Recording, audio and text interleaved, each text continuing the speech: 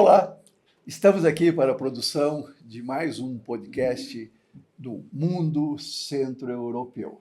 E hoje com um convidado muito especial. Meu nome é Rogério Gobi, sou diretor acadêmico do Centro-Europeu e responsável pela supervisão dos cursos ligados à gastronomia. Esse nosso convidado especial não é nada mais, nada menos do que o chefe Carlos Henrique Mancuso. Nas redes sociais, aí no dia a dia, é o chefe Mancuso. E eu queria dizer para vocês que nós temos uma honra enorme de, como Centro Europeu, termos participado da construção da história de sucesso do Mancuso, onde tudo começou no Centro Europeu, antes de baixar lá o espírito da área da gastronomia. O Mancuso tem formação na área de gestão empresarial, na área de processamento de dados, e chegou um momento que ele redirecionou a carreira dele para a área de gastronomia, depois se especializou na parte de confeitaria, na parte de boulangerie, e hoje ele carrega no peito aí o eu amo fazendo pão. Dentro das diferentes atividades do Mancuso, agora eu vou tratar ele de Mancuso, ele tem um canal no YouTube, visite lá, mais de 170 mil seguidores, onde com muita maestria, com muita simplicidade, ele ensina as técnicas, as tendências da área de boulangerie, da área de confeitaria também. E nós temos a enorme satisfação de termos o Mancuso fazendo parte do nosso time de professores do Centro Europeu nos cursos de boulangerie, tanto presencial quanto online, e nos cursos de pâtisserie, tanto online como presencial.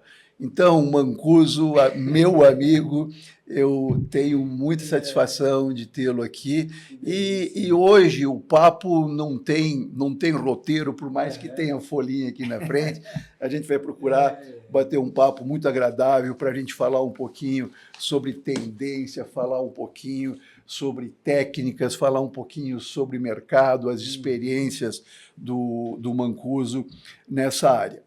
E por falar em tendências, o Mancuso, esse ano, está rasgando nota de 100, né? O Mancuso já fez pelo menos a segunda viagem internacional, esteve recentemente fazendo uma imersão em Portugal, conhecendo tendências.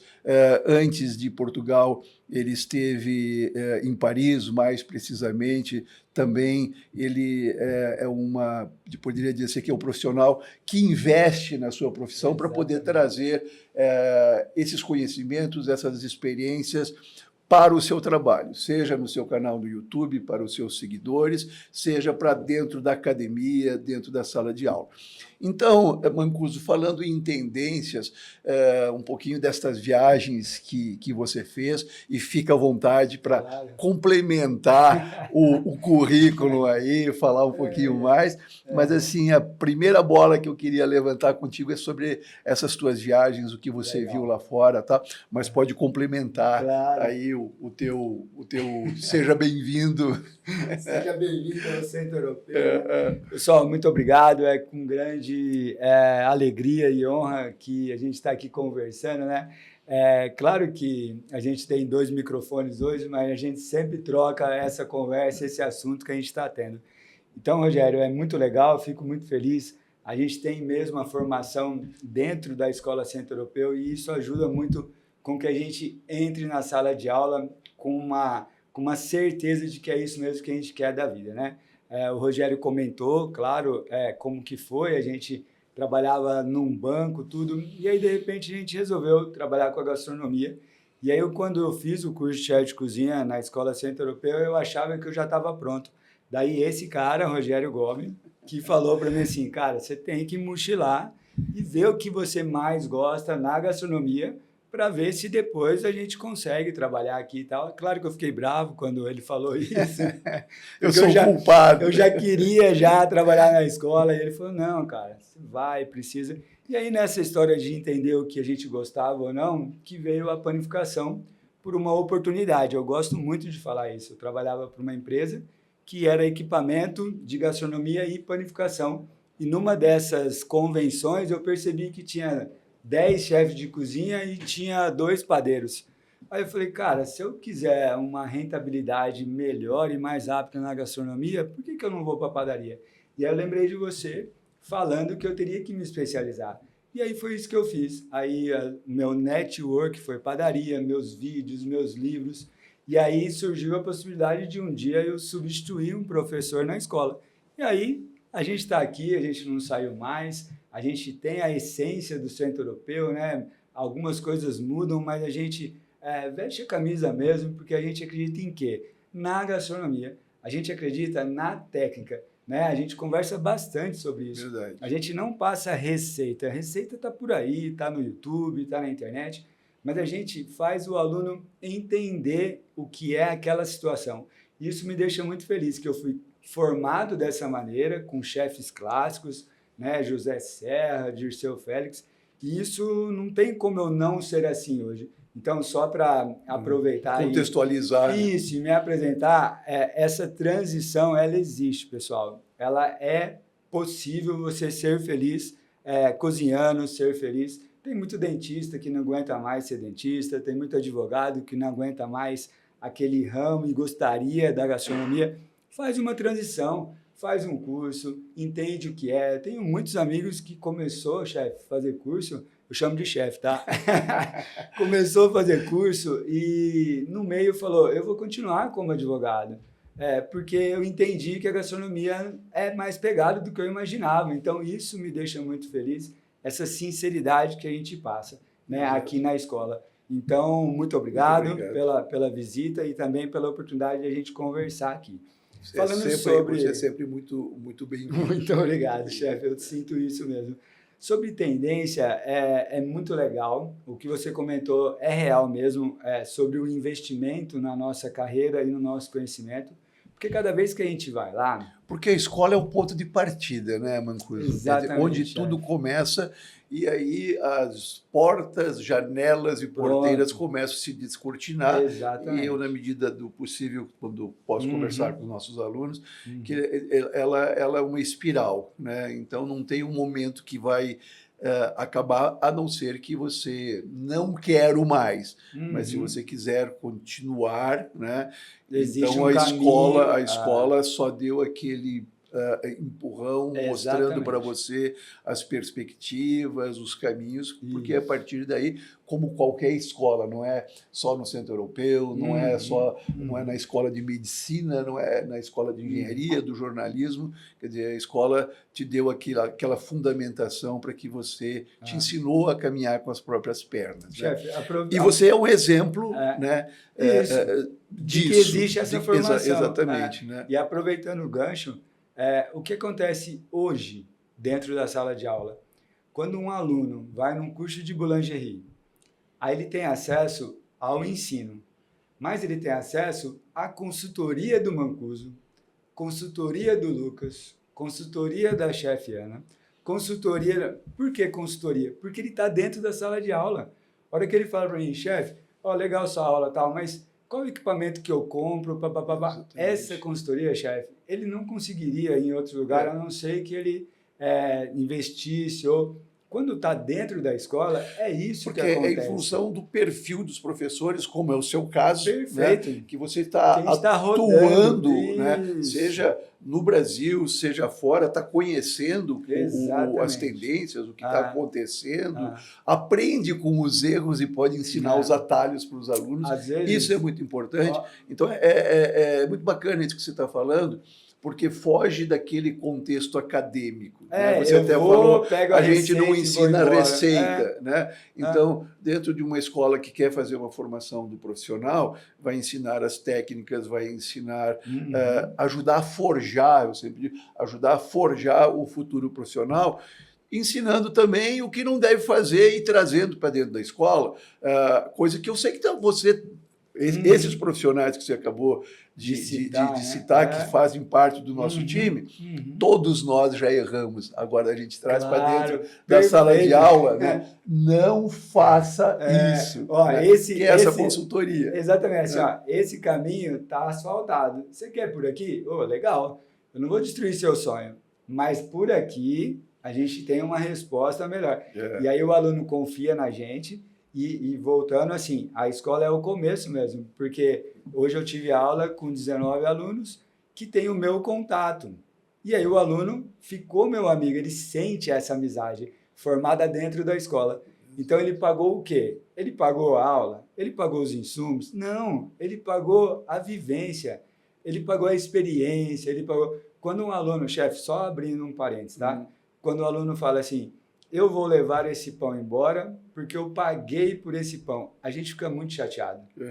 Porque daí eu falo para ele, amigão, você pagou pela minha aula, você pagou pela organização, você pagou pelo forno que estava ligado, você pagou pelo uniforme, você pagou pela gente ter te dado essa técnica e você aprendeu. Esse pão não é nada.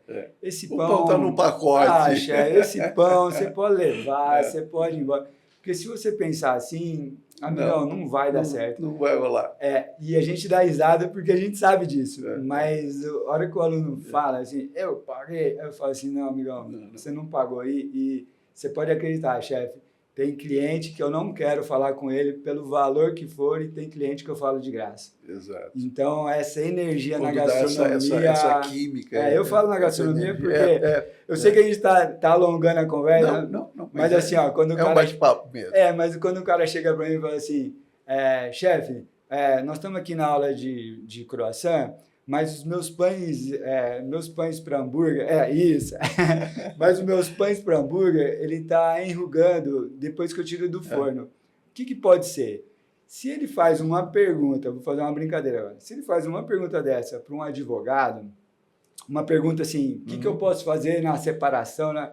O advogado vai falar assim, procura meu escritório. Amigão, procura meu escritório que eu vou te responder, mas daí isso eu sei, tá? Nós vamos resolver rapidinho. Eu já falo para ele. Exato. Eu falo para ele assim, olha, deixa o forno mais baixo, deixa fermentar mais tempo, tudo bem, tudo. Passa, sei lá, 10, 15 dias.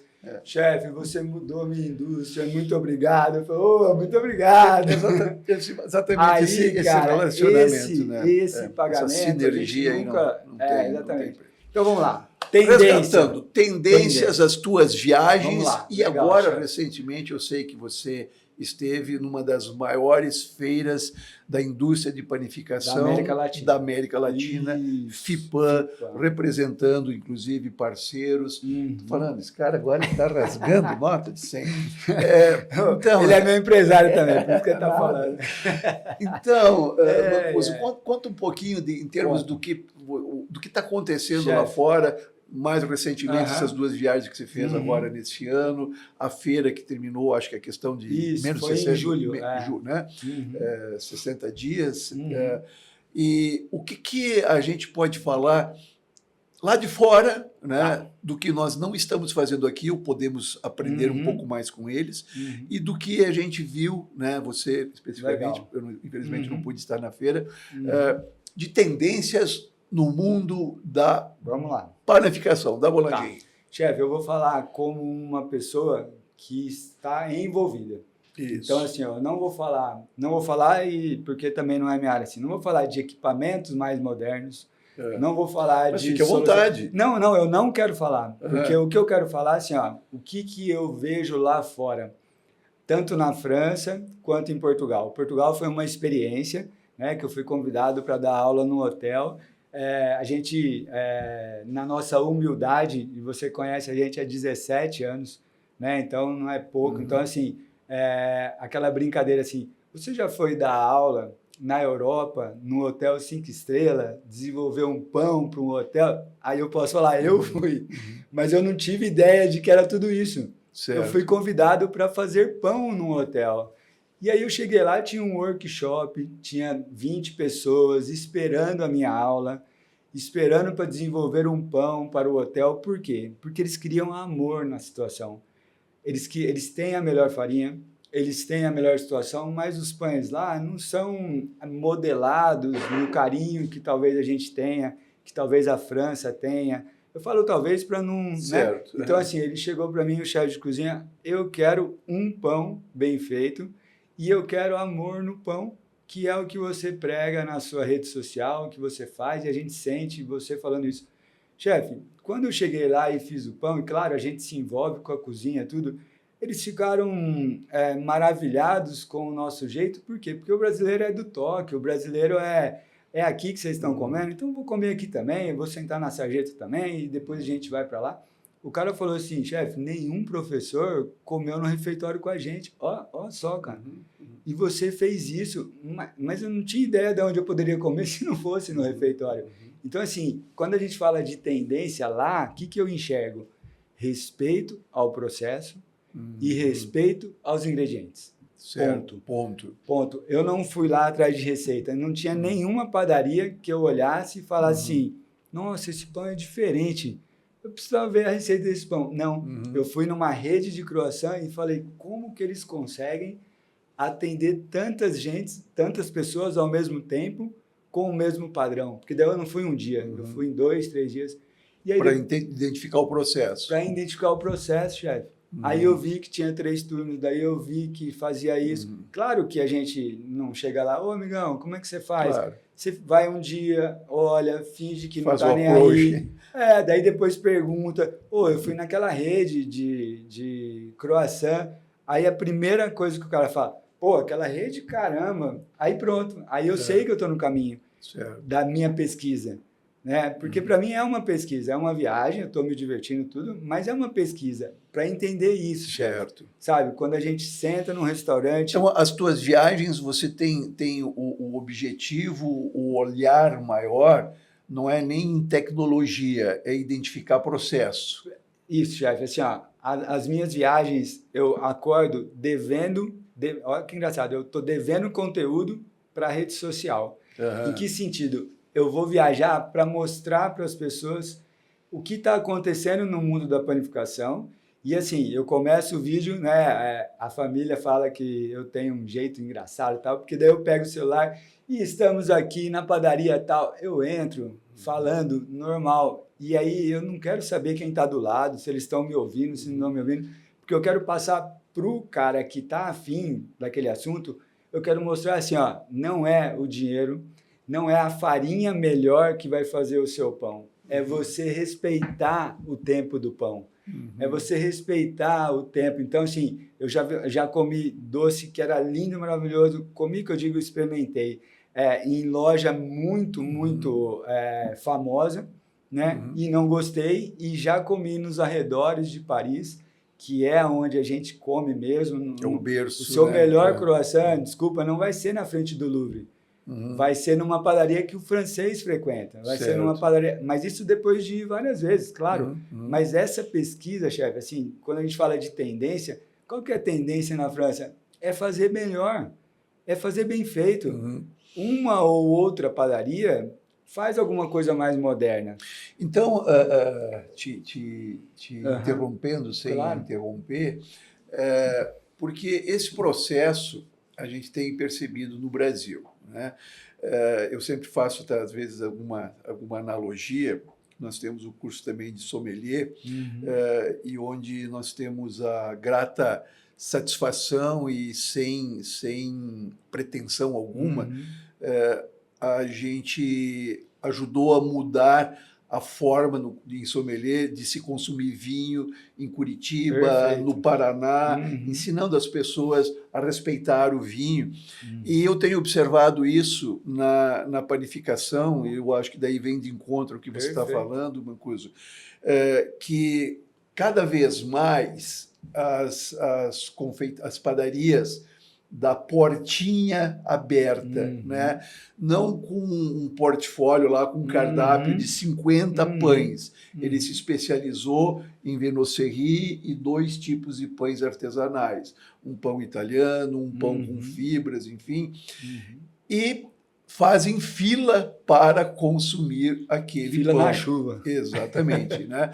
E percebendo também que as próprias redes de mercados, né, estão se tocando disso, que precisa criar um espaço para esse público que não quer mais aquele pão industrializado, feito com misturas, ele quer aquele pão que respeita o processo, que tem amor no processo, porque isso vai empacotado para casa. Perfeito. Então, se a gente pudesse resumir essa questão de tendência do que você tem identificado nas tuas viagens, boa parte é isso, é o processo e as pessoas respeitando aquele processo e aquele produto que espelha, que entrega esse carinho, entrega essa coisa assim, não manufaturada, né? Mas feita com uma elaboração mais artesanal. Estou errado? Tá lindo. E olha que legal, com essa sua análise, com essa sua explanação, eu ligo com a FIPAM. Exatamente isso que aconteceu na FIPAM, chefe. Chefes de cozinha, padeiros antigos, assim, eles hoje, você pega, a gente, claro, tem os padeiros que você sabe que são do ramo já há 40 anos, por exemplo. Esses caras, eles estão com a aula hoje do quê? Chefe não sei das quantas, fermentação natural. Chefe não sei das quantas, via no acerri. Aí, esse mesmo chefe, desculpa a sinceridade, esse mesmo chefe criticava a gente lá atrás. Quando você falava assim, olha, a gente pode, né? A gente tem o fermento natural aqui na escola desde 2007. Isso. Aí você fala assim, agora virou moda, mas a gente já tinha aqui na escola o uso do fermento natural. E aí, claro, a gente surfa a onda agora, tudo bem, mas levando para a FIPAM, chefe. Então, a gente teve uma parceria lá com uma farinha. O que foram as aulas da nossa farinha? Um chefe francês fazendo pão como tem que ser feito. Farinha, água, sal, fermento. Um chefe espanhol, mas que mora no México, fazendo o quê? Pães enriquecidos. Quer dizer, vocês estão dando um passo atrás. Né? Aí, desculpa, outras farinhas com 5, 6 estandes, sabe fazendo o quê? Desculpa a sinceridade. Dando comida pro povo.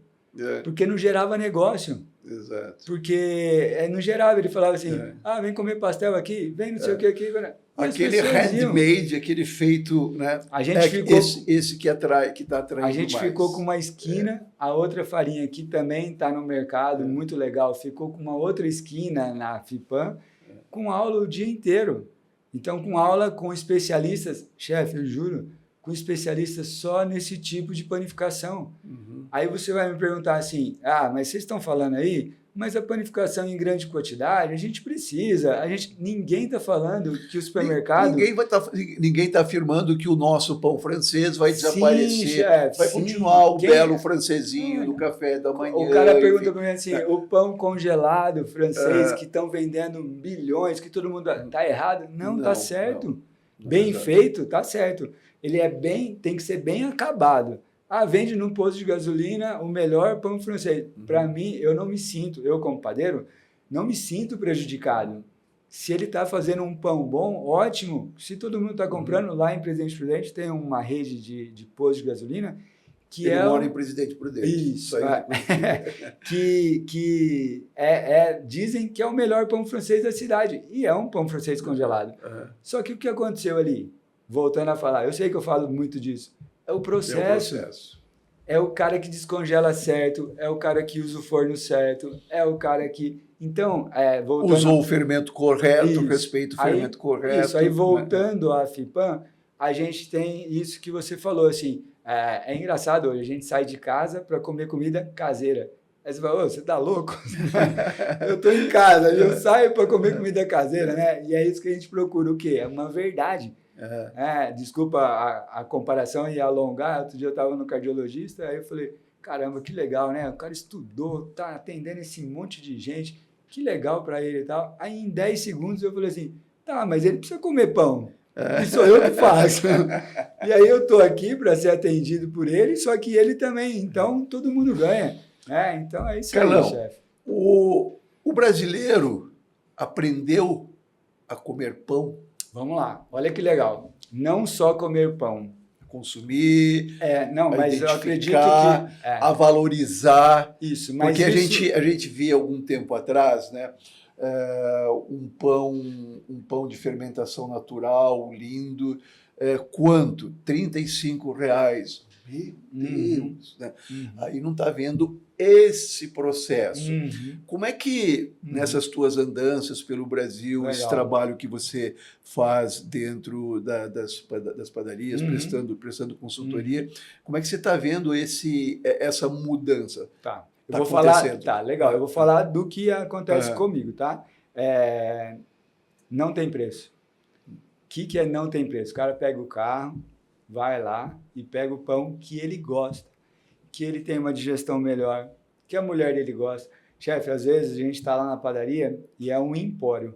Então, empório tem casa de carne, tem sacolona lá. O cara para o carro, pede um croissant e vai embora. Você está entendendo? Assim, ele tem, sei lá, 5.000 produtos e ele compra só um croissant. Tem que ser o melhor croissant da vida dele. Eu falo pro padeiro assim, você está entregando uma experiência. Assim, você não pode brincar. Se sair mais ou menos, não vai para a vitrine, porque acontece isso. E se for para a mulher dele, pior, né? Vai que ele leva o croissant para a esposa, daí tem que ser melhor ainda. Então, a gente fala nesse sentido. Então, essa visão. Então, quando você houve uma valorização dessa entrega, da experiência de você comer um croissant bem feito, de você consumir um pão que você sabe que teve um processo, que respeitou aquele processo. Outra coisa, chefe, aproveitando, a gente vendia, o marketing nosso era assim, por que custa 30? Aí a gente falava assim, falava todo professor assim, porque esse pão tem 48 horas de fermentação. Aí o cara falou assim, amigão, eu não faço pão. Sei lá se tem 2 horas, se tem 30 horas. Eu queria saber por que... Eu quero a experiência. Então, não, mas aí a gente percebeu que o marketing era outro. Em que sentido? Por que R$30? Meu amigo, você vai ter uma digestão melhor. Esse pão, pela fermentação longa... Chefe, essa frase mata. Pela fermentação longa, o glúten, ele é quebrado, é modificado, não que não tenha glúten, mas ele é modificado. Pessoas que são intolerantes ao glúten talvez possam consumir. O índice glicêmico é menor. A gente tem aqui, pela nutricionista, tudo... Chefe, é isso que ele queria ouvir. É isso que ele queria ouvir. Sabe, quando você vai lá num restaurante do Alex Atala, não sei o quê, você fala assim, cara, que molho que é esse? Meu Deus, esse cara é demais. Chefe, saiu dos ossos do animal. Começou da farinha, do osso, que tem o colágeno, que tem... Por que custa? O mercado está receptivo a isso, muito receptivo, disposto a pagar. Aí agora eu quero entrar num lance de mercado. Chefe, só quem faz bem feito que vai sobreviver. Porque aqui a gente tem 20 alunos no curso de Boulangerie. E vamos dizer que 10 queiram abrir essa portinha que você falou. Essa portinha tem que ser bem feita. Porque senão, quantas brigaderias gourmet abriu, chefe? Exato. Quantas lojas de iogurte, sorvete de iogurte abriu? E em 6 meses fechou, né? Entendeu? Por quê? Porque é o que você está me perguntando. Eu levo para a gastronomia como um todo, mas no nosso assunto que é pão. O cara tem que fazer bem feito. Nossa, eu fiz o pão hoje, sobrou tudo. Não, amanhã eu vendo. Para. Amanhã você não vende. Você pode fazer torrada, você pode fazer metade do preço, alguma situação. Ah, mas chefe, então você falou que o pão dá dinheiro. Cara, o pão é altamente lucrativo. Só que o ralo da cozinha também é grande, se você não tomar cuidado. Então, chefe, assim, a hora que eu falo de não tem preço, é porque a gente aprendeu a comer. Quando você quer sair à noite, quer comer bem, você busca um restaurante que você não conhece, ou você vai aonde você conhece o garçom, aonde você sabe. Você vai aonde você já sabe. Não que você não vai conhecer. Ou busca outras experiências, mas também você vai buscar as indicações, as avaliações dos amigos para você ter a segurança de que não vai errar. Então, a gente fala que esse consumo existe, que é diário, e se for bem feito, você vai ter... Tem gente para consumir, os diferentes tipos que aí agora, falando em tendência, que não são mais tendências. Né, não é modismo, chefe, não vai voltar. Aí nós tivemos aí, e é algo que é irreversível, vai continuar, tem o seu crescimento, porque Antigamente tinham pessoas que não podiam consumir pão em função de intolerâncias. Hoje nós temos os pães com as farinhas sem glúten, que podem atender as pessoas intolerantes, as pessoas que têm problemas digestivos e que precisam pães funcionais.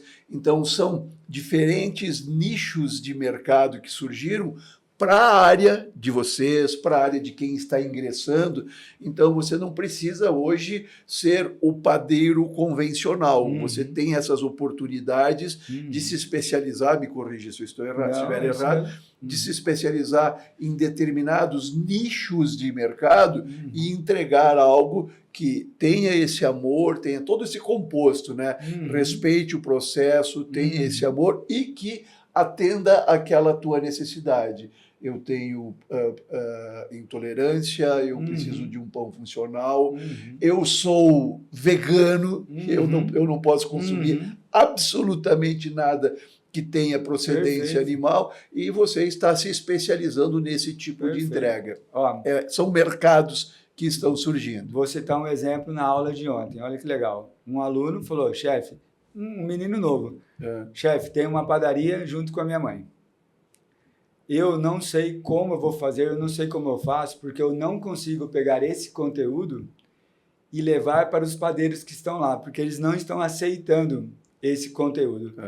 Né? Então, qual que é a dica que o senhor me dá? Como que eu faço para que eles entendam e tal? Chefe, eu falei exatamente isso. Eu falei assim, eu esqueci o nome dele, acho que é Tiago. Eu falei assim, Tiago, deixa esse seu padeiro continuar a fazer o que ele está fazendo. Pão francês, a bisnaguinha, e você vai ter seu fermento. E você vai fazer o croissant.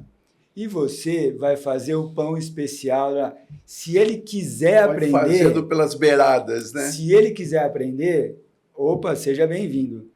Se ele não quiser, ele vai continuar. Você leva o cavalo para beber água, ele só bebe se ele quiser, né? Então, assim, aí ele falou, chefe, eu nunca tinha pensado nisso, mas eu vou fazer tudo sozinho? Não, amigão, não pensa assim. Já, já, alguém vai se interessar. Já, já, você vai encontrar um amigo que vai querer aprender com você e daqui a pouquinho você vai fazendo a sua padaria do seu estilo. Você comprou uma padaria já fechada com esse pessoal que você está dizendo, de pré-mistura. Ele não está preocupado, ele quer o dinheiro dele e se queimar a padaria, ele vai para outra, tudo. Então, isso que você está fazendo é real. O nosso tempo, a gente poderia ficar aqui, eu fico olhando... Não vai falar que... Eu fico olhando para aquele cronômetro. Não vai falar que já vai acabar, isso nem começou. Nem começou. E você falou muito em Vinocerie, e agora a gente vai... Vocês estão vendo essa mesa aqui? Agora nós vamos tirar aqui a prova dos 9. Ele fez hoje esses croissants.